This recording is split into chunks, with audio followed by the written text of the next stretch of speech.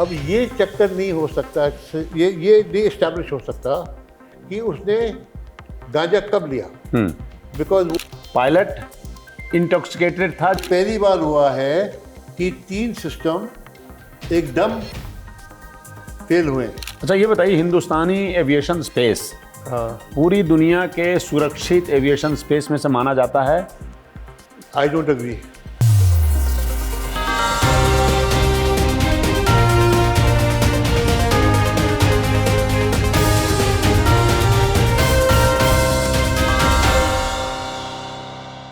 हाल ही में एक विमान हादसा होते होते टला, जब आसमान में उड़ता प्लेन 300 फीट नीचे गिर गया और फिर किसी तरह संभल पाया। जब भी ऐसा कोई विमान हादसा होता है, दुनिया जवाब मांगती है। जवाब वही दे सकता है जिसने सालों हजारों फीट की ऊंचाई पर उड़ान भरते भरते जिंदगी गुजार दी हो, जिसने हवाओं के मिजाज को समझा हो, कॉकपिट की तकनीक सीखी हो और आसमान की चुनौतियों को जिया हो। कॉकपिट के सन्नाटे में सेकंड्स के फैसले लेकर हजारों जिंदगियों की हिफाजत की हो। कॉकपिट का वो अनुभव जो रातों रात हासिल नहीं होता। भारतीय विमानन की उस पीढ़ी के एक ऐसे दिग्गज से हम आज आपको मिलवाएंगे जिन्हें पायलटों की दुनिया में बेहद सम्मान के साथ देखा जाता है, जिनकी पैनी नज़र आज भी एविएशन की हलचल पर पड़ी रहती है। जब भी सुरक्षा का सवाल खड़ा होता है तो पूरा देश उन्हें सुनता है।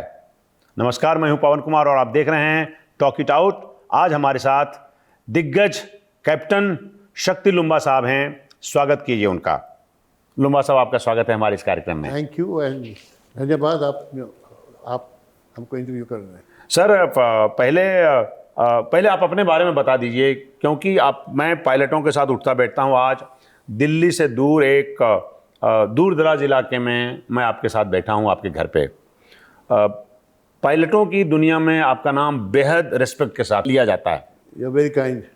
जब आपने पहली दफ़ा सुना कि कोई एक पायलट फुकट से दिल्ली आ रहा था एयर इंडिया का विमान लेके, 300 फीट वो हवाई जहाज नीचे चला गया, आपके मन में क्या आया? तब क्या समझा आपने, क्या हुआ होगा? पहला जो आया है कि शायद क्लियर एयर टर्बुलेंस हो, बिकॉज वो ऊपर नीचे खाली क्लियर एयर टर्बुलेंस में जाता है, अपने आप नहीं जा सकता। क्लियर एयर टर्बुलेंस शुरू होती है कि जब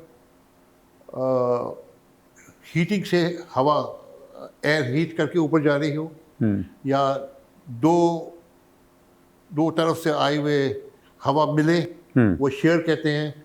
तो ऐसी चीज़ें होती हैं, वो दिखती नहीं है, वो रेडार में भी नहीं दिखती, तो वो होती हैं। तो इसलिए मैं कहता हूँ कि पैसेंजर जब भी सीट पे बैठा हो, अपनी सीट बेल्ट ज़रूरी पहननी चाहिए, बिकॉज उस टाइम पायलट को इतना टाइम नहीं मिलता कि आपको अलर्ट कर सके, आपको अलर्ट करने के। जी जी। तो ये हम नियम होना चाहिए कि सीट बेल्ट बैठो तो सीट बेल्ट ज़रूर पहनो। ये मेरी एडवाइस है। तो ये हुआ जो नियम है कि ऐसा जब इशू होता है तो लैंडिंग के बाद पायलटों को टेस्ट होता है। पहले दफ़ा आपके मन में क्या आया कि क्या हुआ होगा, क्या सोचा आपने? पहले तो खाली क्लियर एयर टर्बुलेंस आया। ओके। और पहले यही हुआ कि क्लियर एयर टर्बुलेंस आया है। ठीक है, जो नॉर्मल है, जो नॉर्मल है, होता है बिल्कुल। 300 फीट मतलब बिल्कुल असाधारण बात है, एक्स्ट्राऑर्डिनरी सिचुएशन था, क्राइसिस सिचुएशन था। 300 फीट नीचे गिरना मतलब है, गिरती है फिर स्टेबलाइज हो जाती है ना,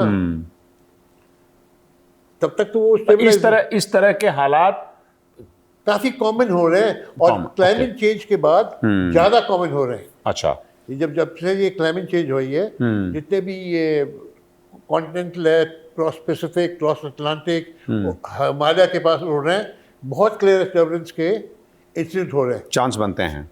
नहीं, अब सिंगापुर एयरलाइन का केस था भी हाल में, जहाँ लोग इतने जख्मी हो गए थे क्लियर एयर टर्बुलेंस। जी जी।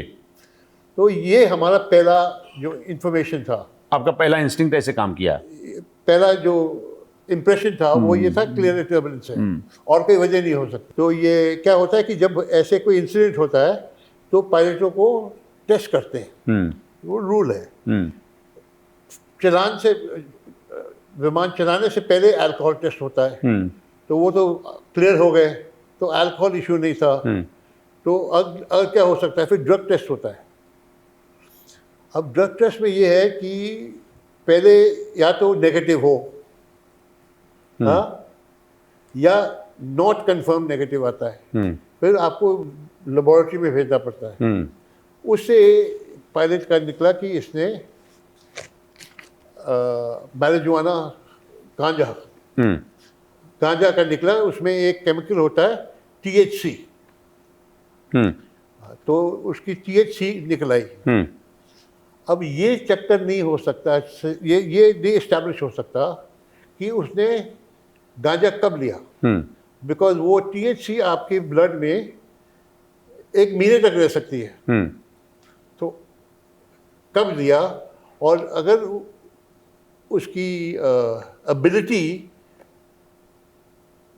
पायलट की एबिलिटी डिग्रेड हुई बिकॉज ऑफ दिस या ना।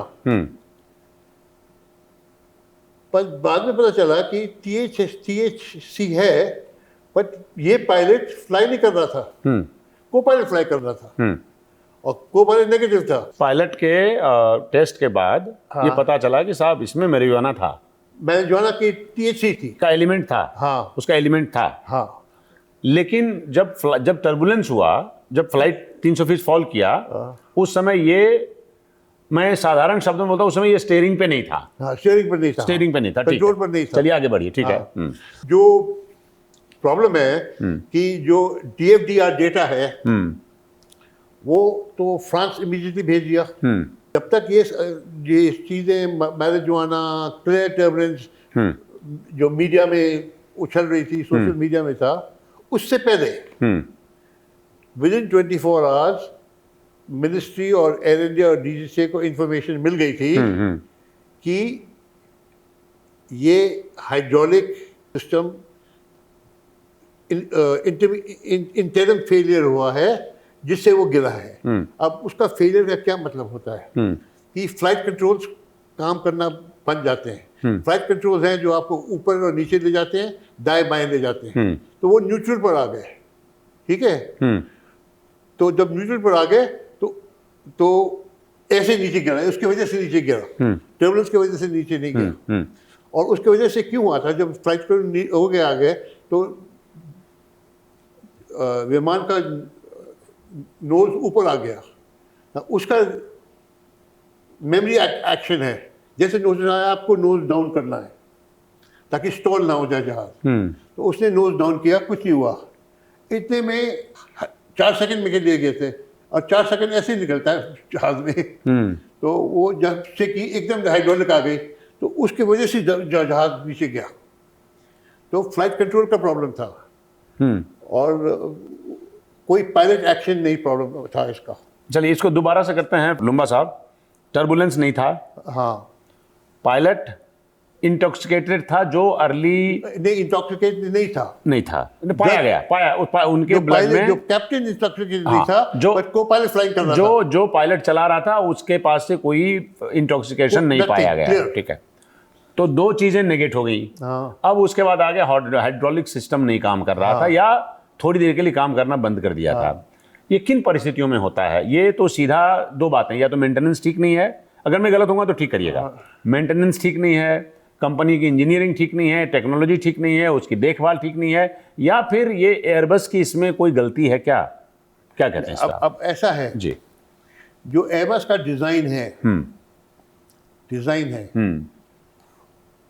उसके 3 हाइड्रोलिक सिस्टम्स हैं। उसको बोलते हैं red, yellow, green and blue, जी, ठीक है। 2 काम करते हैं, एक स्टैंड बाय रहता है। तो वो कहते हैं 3 सिस्टम फेलियर होने के नामुमकिन है, कभी नहीं हो सके। ये पहली बार हुआ है कि 3 सिस्टम एकदम फेल हुए, और बिल्कुल फेलियर नहीं है, खाली इंटरनल 4 सेकंड के लिए फेल हुए, फिर वापस आ गए। अब ये देख रहे हैं कि ये क्या वजह हो सकती है। तो उसकी पूरी जहाज का मेंटेनेंस हिस्ट्री देखनी पड़ेगी, क्या वजह है जिससे पायलट तो उनको ऑफ नहीं कर सकता, उसके पास कंट्रोल नहीं है उसके। ठीक है, तो ये क्या वजह थी कि ये एकदम ऐसे नीचे गिरा? अब वो तो इंक्वायरी होगी, जांच होगी, पता चल जाएगी, पर जिस तरह से इंक्वायरी होती है, अभी तक तो एयर इंडिया का किसी को कुछ नहीं पता, इसका पता नहीं कब पता चलेगा। अच्छा, एक बात बताइए कि जो जिस 4 सेकंड की बात करते हैं हम लोग कर रहे हैं, एक तो पहले सबसे पहले बताइए कि आपकी राय जो पहले इंस्टिंक्ट में थी वो थी, वो अब राय आपकी बदल गई अब। वो राय बदल गई है। मतलब सॉलिड इंफॉर्मेशन दे दी ना। किसकी जिम्मेदारी है ये? एयरबस की जिम्मेदारी होगी या ये एयर इंडिया की जिम्मेदारी होगी अगर हाइड्रोलिक सिस्टम काम करना बंद कर दिया थोड़ी देर के लिए या न्यूट्रल हो गया? एयरबस 1990 से लेके अब तक ये 320 चल रही है। अब क्या हो गया, 37 इयर्स से चल रही है ये। ऐसा कभी इंसिडेंट नहीं हुआ है। तो it is not a issue of aircraft design. Design failure होता तो बहुत पहले हो जाता। It is an issue of some technical maintenance issue, glitch or some pipeline or some sensor, जो सेंसर होते हैं वो फेलियर, वो वैसा हो सकता है। बट जो हमको मैं कहना चाहता हूँ कि ये हाइड्रोलिक फेलियर की इंफॉर्मेशन मिनिस्ट्री, एयर इंडिया और डीजीसीए के पास थी, ठीक है, पर उनने ट्रांसपेरेंसी नहीं थी कि वो आ जाए बाहर।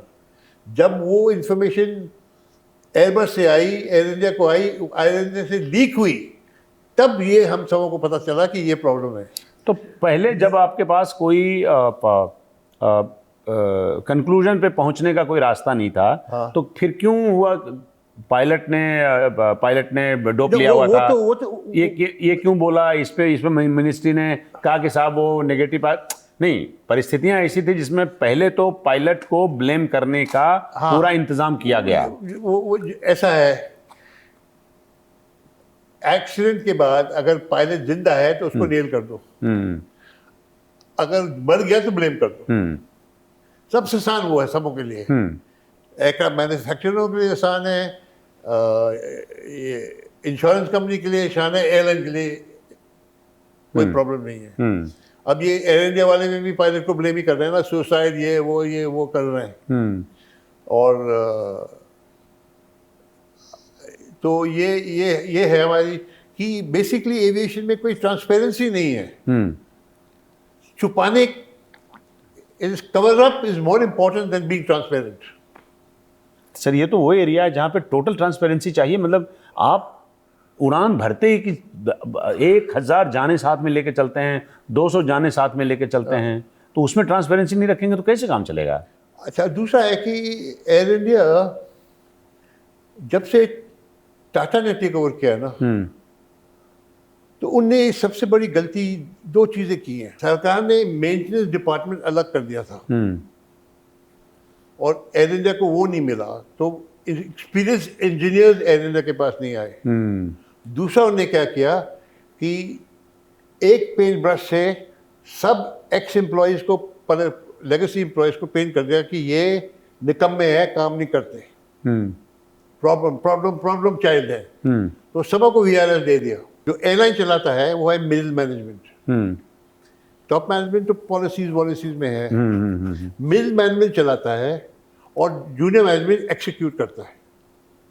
और जब आपने पूरा मिडिल मैनेजमेंट ही निकाल दिया जो इतना एक्सपीरियंस था और फ्रेशली है, तो ना आपके सीनियर मैनेजमेंट में एक्सपीरियंस, ना आपके पास मिडिल मैनेजमेंट एक्सपीरियंस और ना आपके जूनियर मैनेजमेंट एक्सपीरियंस।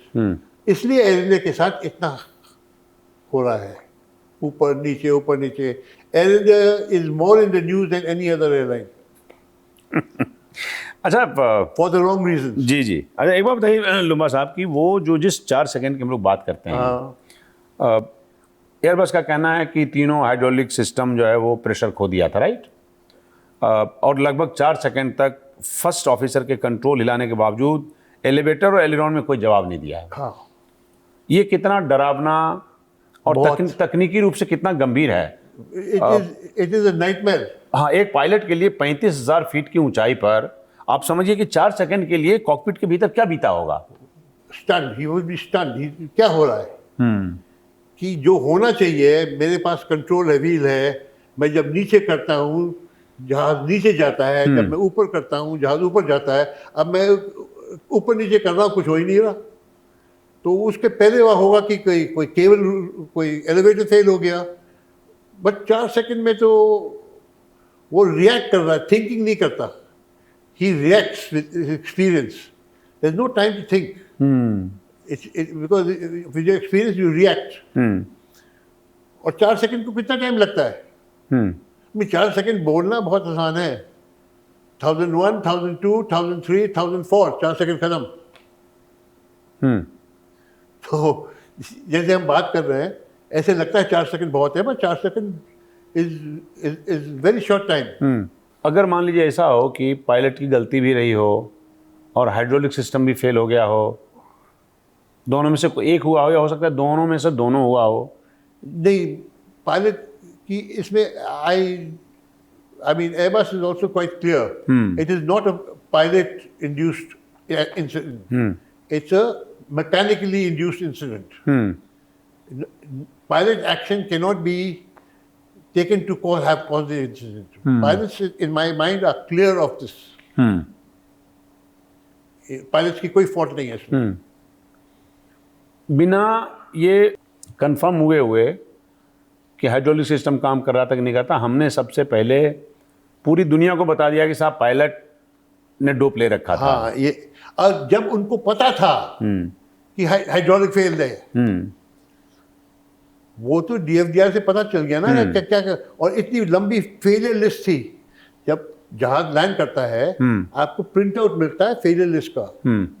आपने ट्विटर में देखा होगा कि सब ये हैं, और पूरा फेलियर लिस्ट है, इतना लंबा चौड़ा, क्या क्या फेल हुआ, क्या क्या नहीं काम किया, किस टाइम फेल हुआ, वो सब उसमें थे, वो फेलियर लिस्ट में थे। सर, दो मीडिया का क्या रोल देखते हैं इसमें आप? जैसे पहले रॉयटर्स ने खबर छापी, रॉयटर्स ने रॉयटर्स ने 11 तारीख को खबर छापी कि pilot tested positive for marijuana in the confirmation test. Number 1। Number 2, Times of India ने खबर लिखी कि साहब जो पायलट जिसके बारे में कहा जाता है कि जिसने डोप ले रखा था, वो फर्श पे, फ्लोर पे, कॉकपिट के फ्लोर पे पाया गया जब ये टर्बुलेंस हुआ, या जब ये इंसिडेंट हुआ। वो बाथरूम से आया था, खड़ा हुआ था, तो वो भी ऊपर उसका भी कॉकपिट में रखे, वो भी नीचे गिर गया। अच्छा, जो बात मुझे नहीं समझ में आ रही, जहां मैं एक चीज में पायलट की गलती मानने को तैयार हूं, कि ये हुआ भुवनेश्वर से 20 मिनट पहले। अब आपको पता है कि आपकी 4 एयर होस्टेस 6 में से इंजर्ड हैं, काफी पैसेंजर इंजर्ड हैं। आप जहाज दिल्ली क्यों लेके आए? आप भुवनेश्वर उतर सकते थे, आप कलकत्ता उतर सकते थे, क्यों आए? अब जो पता चल रहा है कि जो कंट्रोल करता है, ऑपरेशन कंट्रोल सेंटर होता है एयरलाइन में, जो मॉनिटर करता है सब जहाज़ों को, इन्हें अपने कंट्रोल सेंटर को बता दिया हमारे साथ ये हुआ है। उन्होंने कहा जहाज दिल्ली लेके आओ, नहीं तो अगर ये कलकत्ता चले जाता तो क्या प्रॉब्लम थी, जल्दी हेल्प होता। अब आप देखिए कि आप 1.5 घंटे के लिए जा रहे हो, 2 कैबिन क्रू हैं जो पैसेंजर को देख रहे हैं, जो अपने कुलीग्स को देख रहे हैं, तो ये है हमको सबसे बड़ी गलती, और ये है एयर इंडिया की responsibility. Air India operation control, जब ऑपरेशन कंट्रोल आपको कंट्रोल करना पड़ता है, तो आपको आपकी पावर लिए जाते हैं ऑपरेशन कंट्रोल से। जो क्या ये मानने की हमारे पास कोई वजह है लुम्बा साहब की जो कैप्टन था वो मेडिकली अनफिट था, इम्पेयर्ड था? नहीं था। How do you establish he was impaired? I don't know, I am asking. There is no way of establishing, because THC will be in your blood for up to 1 month after you had it. How do you establish he was impaired due to marijuana? There's no way of establishing it. You can only say he had marijuana in his hand. अब Canada में rule है कि flight से 1 month before आप कोई substance नहीं इस्तेमाल कर सकते। इंडिया का रूल क्या है? 12 घंटे। जो 97 में रूल बना था वो अभी तक चालू है। 12 घंटे आपको है, 12 hours between throttle and bottle. हमको इसको बदलने की जरूरत है। तो बिल्कुल जरूरी बदलने की जरूरत है। और अब ऐसे यंग पीपल हैं आजकल, total different generation of pilots, और बहुत यंग हो रहे हैं क्योंकि 12वीं करके एकदम अब्रॉड जाते हैं, CPL टाइप रेटिंग करके आ जाते हैं, और 19-20 साल 21 साल में जहाज की नौकरी मिल जाती है। क्या 25-26 तक वो सारे कैप्टन बन जाते हैं। कैसे नए जो पायलट आजकल आ रहे हैं कैसे लगते हैं आपको? वो पैसेंजर्स की फिक्र जो पहले पायलटों को होती थी, इनको भी उतनी है?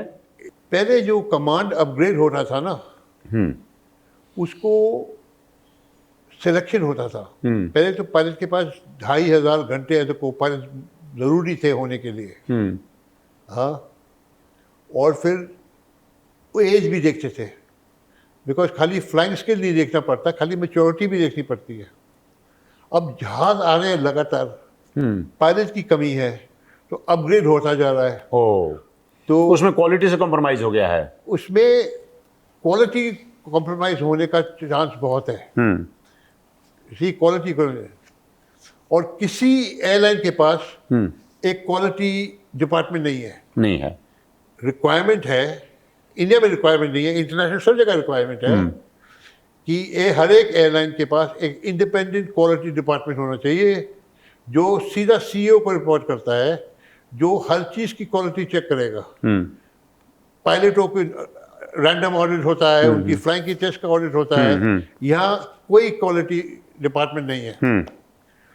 मैंने जब इंडिगो स्टार्ट की थी, मैंने एक क्वालिटी डिपार्टमेंट का स्पेस बनाया था कि यहाँ जब हमारे जहाज बढ़ेंगे ये डिपार्टमेंट आना चाहिए। आज तक उनने भी वो डिपार्टमेंट नहीं, ऐसा है कि हमारे रेगुलेशन में नहीं है। नया कानून आना चाहिए। बिल्कुल, हमारा तो ऐसा है कि हमारा स्टैंड अलोन रेगुलेशन है ना। हम FA से मर्ज हैं, ना हम EASA से मर्ज हैं। अब more than 50% or 60% of the world airlines are following EASA. Bangladesh, Nepal, Sri Lanka, UAE, सब लोग EASA फॉलो करते हैं। तो उन सबों के रेगुलेशन हार्मोनाइज्ड है। ठीक है, जब हार्मोनाइज हो जाते हैं तो वो कंट्रोल होते हैं। अच्छा, ये बताइए, हिंदुस्तानी एविएशन स्पेस पूरी दुनिया के सुरक्षित एविएशन स्पेस में से माना जाता है? I don't agree. भाई पहली कतार में अमेरिका, कनाडा, ऑस्ट्रेलिया। ऐसा है कि जो हमारा DGC है, air safety regulator, he is understaffed, right? उसकी स्टाफिंग लेवल है जो इंडियन एयरलाइन एयर इंडिया की होती थी, जब जो एयरलाइन होती थी। अब इतनी एयरलाइनें आ गई हैं, मैन पावर नहीं है। अच्छा, डिजिटल जा रहे हैं, डिजिटल स्किल्स नहीं है उनके पास।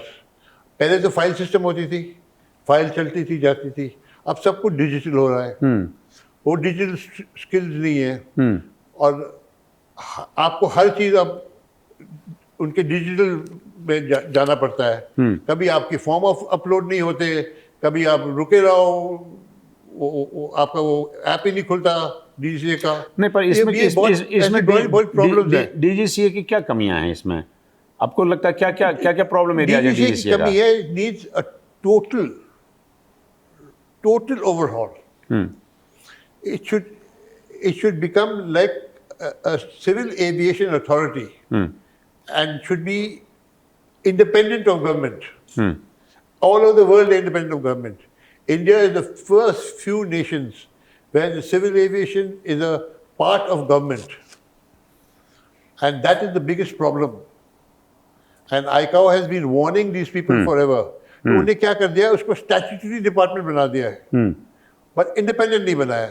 बिकॉज जितने भी IAS ऑफिसर्स हैं उनके अपने हित हैं। है, बिकॉज वो अब पहले तो उनके पास दो एक्सटर्नल होती थी, एयर इंडिया चेयरमैन और इंडियन लाइन चेयरमैन, वो तो गया। अच्छा, वो भी नहीं है। वो तो गया। जी। अब DGCA में जाते हैं, उसके बाद आईकाओ जाते हैं, या आईकाओ से आके फिर DGCA आते हैं।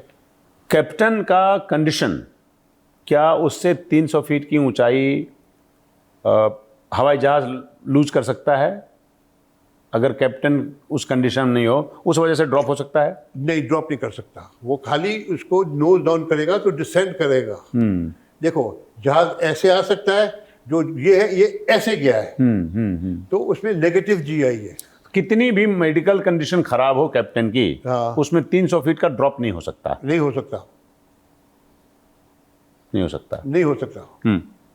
इसलिए किसी भी सूरत में ये नहीं माना जाएगा कि वो डोप लिया हुआ था, इस वजह से ड्रॉप हुआ। जब वो फ्लाइंग कंट्रोल पर नहीं था, कंट्रोल ही नहीं था। वो भी तो देखिए ना, वो फ्लाइंग ही नहीं कर रहा था।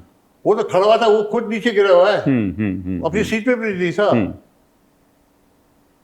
ये जो अभी एयरबस ने मान लीजिए इसको कबूल किया, उसकी जांच चल रही है, कहाँ जाता वो देखते हैं? क्या हाइड्रोलिक सिस्टम में क्या हुआ होगा? देखिए, इतना मेरे पास मैकेनिकल टेक्निकल इतनी नॉलेज नहीं है जी।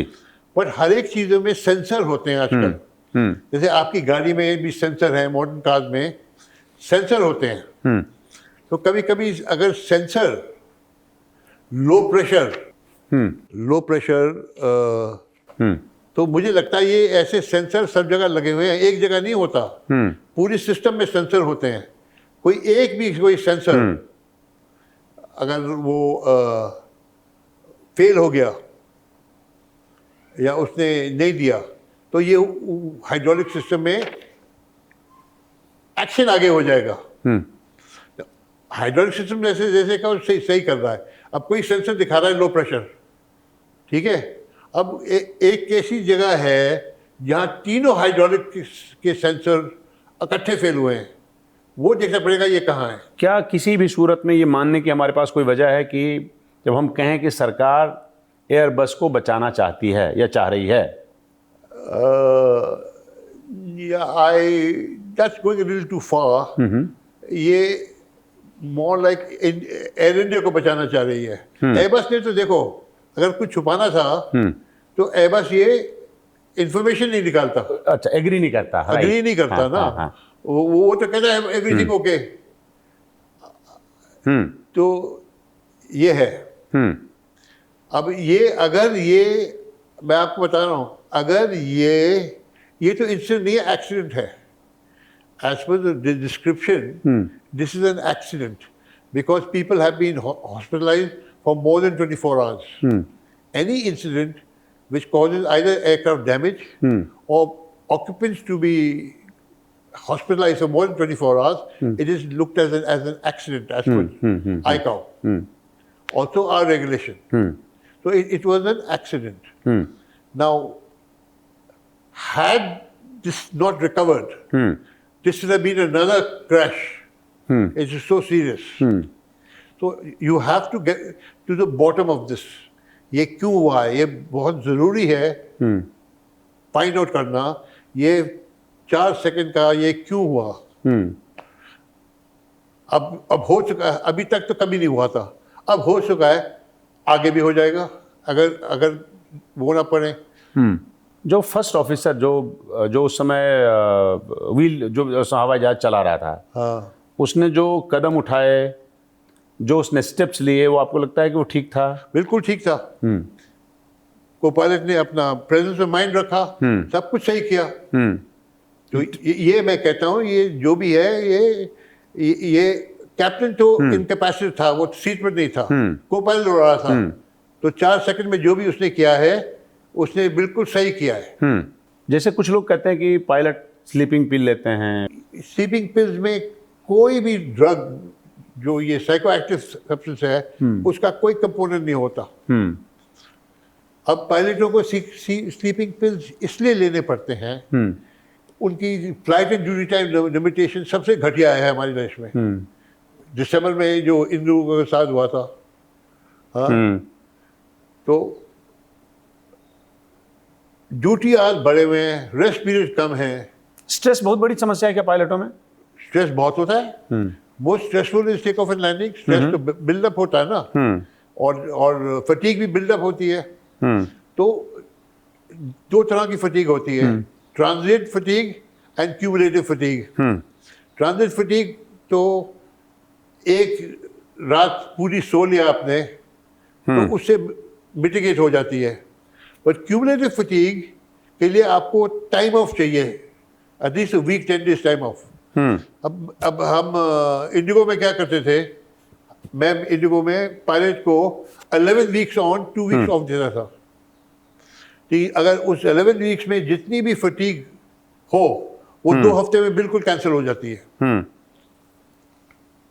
अब इंडिगो ने वो बंद कर दिया है, वो जो कॉन्ट्रैक्ट था। अब उनको अपने रीजंस हैं बंद किया कि कैसे क्या क्यों किया, बिकॉज उसमें पायलट ज़्यादा लग रहे थे तो पायलट शॉर्टेज की वजह से किया। But there should be no compromise in safety. Safety के सारे स्टैंडर्ड्स का जैसे पूरी दुनिया में पालन होता है। मैं ये सवाल मैंने आपसे पहले पूछा, लेकिन फिर मैं एक बार और उसको घुमा के पूछता हूँ कि जैसे सेफ्टी स्टैंडर्ड्स का पालन पूरी दुनिया में होता है, ऑस्ट्रेलिया में होता है, यूके में होता है, कनाडा, अमेरिका में होता है, जो बड़ी बड़ी एविएशन स्पेस हैं जहाँ पे ज़्यादा क्रिस्प रूल्स हैं, उसी अनुपात में, उसी प्रोपोर्शन में हिंदुस्तान में सेफ्टी रूल्स का पालन होता है, या आप उस कैटेगरी में उसको नहीं रखते? अच्छा, पहले मैं आपको बोलूँ जी, दो तरीके हैं, दो इश्यूज हैं।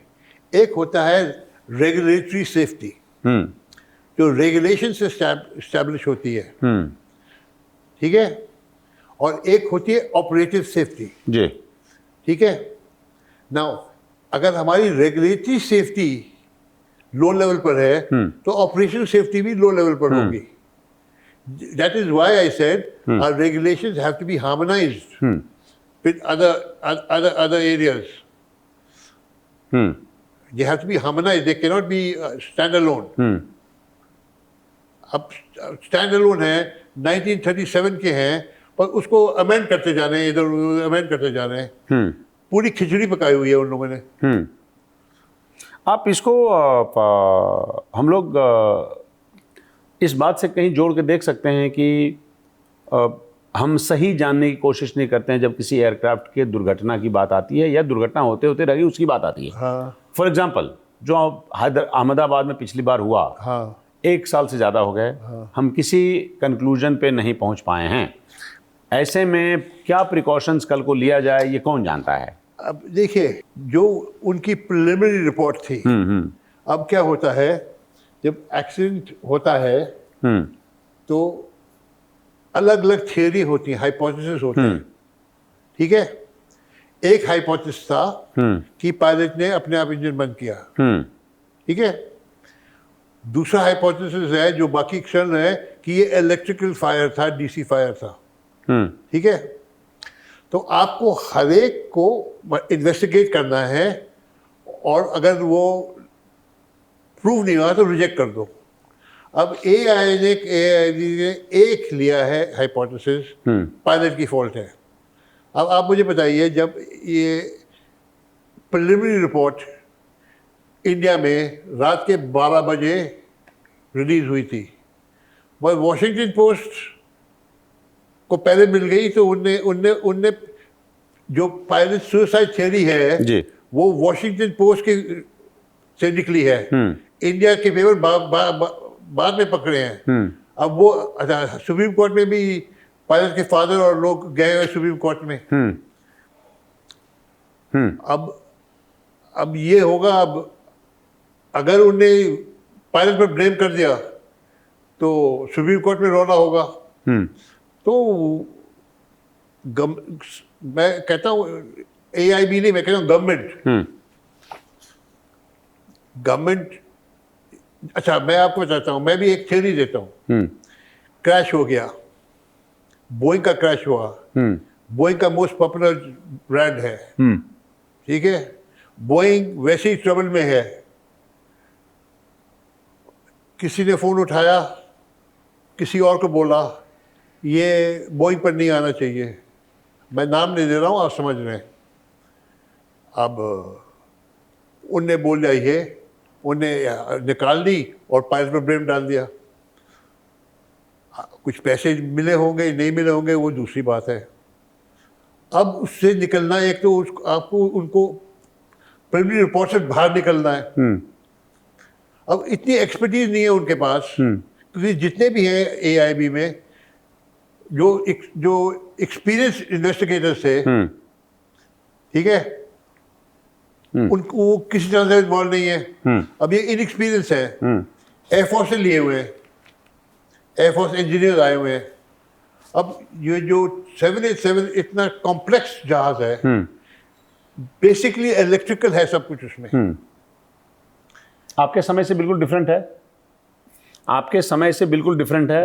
बिल्कुल डिफरेंट है, सब कुछ इलेक्ट्रिकल है ना। और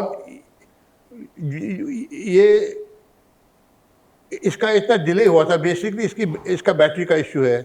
पहले बैटरी का इश्यू था। ये जो एयर इंडिया क्रैश हुआ है, ये फर्स्ट जनरेशन है जो आए थे, जो ऑलमोस्ट 20 साल पहले आए थे। जी जी। ये वो फर्स्ट जनरेशन सीरीज है। उसके बाद बहुत मॉडिफिकेशन हुए हैं। तो I don't think they will come out with, even if they come out with, कोई भी रिपोर्ट लेके आ जाए, कोई मानेगा नहीं इनकी रिपोर्ट, सब चैलेंज हो जाएगी। तो अभी जो पुराने जहाज थे लुम्बा साहब, जो आप लोग उड़ाते थे, आज पुराने नहीं, अभी भी चल रहे हैं, 80-20 अभी भी चल रहा है। समझ गए। और सबसे ज़्यादा चिंता आपको किस बात की होती है? पायलट की चिंता होती है, मशीन की चिंता होती है, या लगता है आपको कि नहीं कुछ हद तक जो है पायलटों का बिहेवियर, इन सब की चिंता होती है आपको?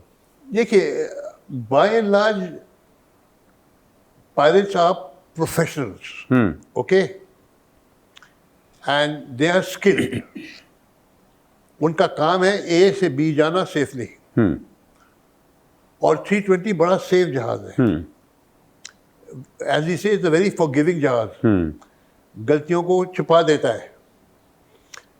तो एक वो हो गया। तो सबसे ज़्यादा अच्छा लोग, उससे पहले आपको जहाज लेने से पहले आपको जहाज की हिस्ट्री मिलती है। पहली फ्लाइटों में कितने क्या फॉल्ट थे, उसका क्या रेक्टिफिकेशन एक्शन हुआ, वो सब दिखता है।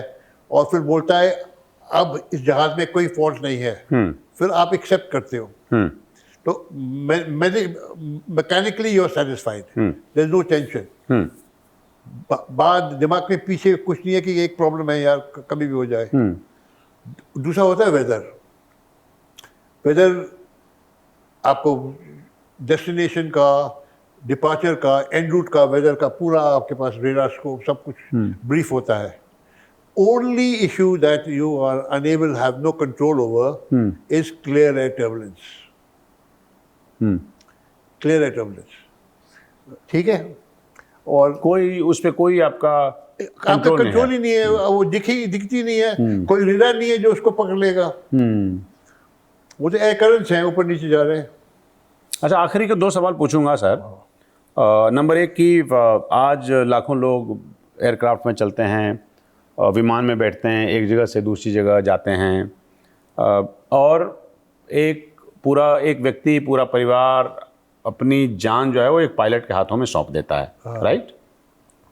एक दिग्गज पायलट होने के नाते आज आप उन करोड़ों यात्रियों को क्या भरोसा देना चाहेंगे जो डर और उम्मीद के बीच उड़ानें भर रहे हैं? ये जो डर क्रिएट किया जाता है, मैं उसका दोष मीडिया को देता हूँ। वो हेडलाइन पर जाते हैं, pilot had marijuana, clear turbulence, aeroplane fail. तो जो यात्री को बहुत कम नहीं है, उसको स्ट्रेस और टेंशन हो जाती है। तो पहले मैं मीडिया को ब्लेम करता हूँ। अच्छा, ओके, बिकॉज वही क्रिएट करते हैं जी ना। जी। They are the biggest creator. Headlines के लिए तो जाते हैं वो। They are looking at TRP only. आज भी मैं हेडलाइन ढूंढ रहा हूँ आपके साथ बैठ के। मैं कह रहा हूँ कि वो तो उनका है, हमको इतनी टीआरपी चाहिए बस। तो एक वो क्रिएट करने वाला वो है. But as far as passengers are concern, I say that they should not be concern because by and large aeroplanes are well maintained, pilots are well trained, there should be no concern. Now there's so many lakhs of flights happening, कुछ नहीं होता, plane turbulence भी नहीं आती, seat belt 10,000 foot पर of होता है और फिर उतरते हुए 10,000 फुट पर ऑन होता है, बीच में आप इधर उधर जाओ. बट जैसे मैंने पहले कहा था, जब आप बैठे हो सीट बेल्ट जरूर पहन लो. आप पहनते हो? जी जी, मैं तो पहन के रखते हो ना. वन पॉइंट पर दिल्ली से मुंबई फ्लाई करूंगा तो बेल्ट बिल्कुल बांध के रखूंगा, सीट पे बैठा रहूंगा. बस बस फिर कुछ वो हो तो आप का सिर छत में जाके नहीं लगेगा. नेगेटिव जी में होगा कि आपका प्रेशर बेल्ट ले लेगा. एक आखिरी सवाल सर, हाँ, कि इस देश के सिविल एविएशन मिनिस्टर को अगर आपको कल को बुलाए कि साहब ऐसा है कि लुम्बा साहब आप आइए, मुझे बताइए कि आज के बाद हम और इस देश में जो लैंडस्केप है एविएशन का उसको बेहतर करना चाहते हैं, आप मुझे कुछ सुझाव दीजिए, क्या बात कहना चाहेंगे आप उनको? Make DGC autonomous, make aircraft investigation autonomous, no control of government. These two issues will automatically bring up civil aviation, because now the decision is made at Rajiv Gandhi Bhavan and they have to comply. अब मैं आपको देता हूँ कि एक example देता हूँ. हमारी जो एविएशन है वो उसको जो कंट्रोल कर रहा है DGCA, सर्कुलर्स पर कर रहा है. Under aircraft rules I think 39, DGCA has the powers to issue instructions and the. तो वो CR इशू करता है. उसकी लॉ में नहीं है. बाकी देशों में जो भी आप करते हो वो पार्लियामेंट से पास होता है, वो लॉ होता है. अब FAA लॉ नहीं बनाता, FAA लॉ को इम्प्लीमेंट कराता है. EASA लॉ नहीं बनाता, EASA लॉ को इम्प्लीमेंट बनाता है, करता है. यहाँ क्या है, सर्कुलर इशू हो रहे हैं और वो सर्कुलर जब भी दिल करे अमेंड कर देंगे. बस पब्लिक नोटिस के लिए 30 दिन का देते हैं कमेंट्स के लिए, उसके बाद अमेंड कर देते हैं. अब सबसे एक चीज बता जी दूं, जी, FDTL लॉ, जो FAA का FDTL है 1978 से जब से मैं जानने लगा हूं अभी तक नहीं बदला. EASA का FDTL है, जब से यूरोप कमेटी बनी है तब से FDTL नहीं बदला.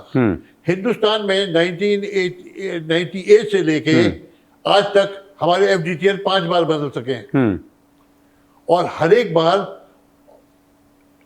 इंप्रूव नहीं हुए, डिग्रेस हुए हैं, क्योंकि लॉ नहीं है. ये हमारा सबसे बड़ा वो है कि हमारे रूल्स और regulations are not supported by law. It's a violation of FDTL. तो क्या करेगा, आपको फाइन कर देंगे बस. और फाइन भी 1 करोड़ से ज्यादा नहीं कर सकते. आसमान में उड़ते जहाज़ों के पीछे केवल तकनीक नहीं होता, उसके पीछे तजर्बे की एक कहानी होती है. टॉक इट आउट में आज बस इतना ही. मैं हूं पवन कुमार और आप देखते रहिए टॉक इट आउट. अगले हफ्ते किसी और मेहमान के साथ आपसे मिलेंगे.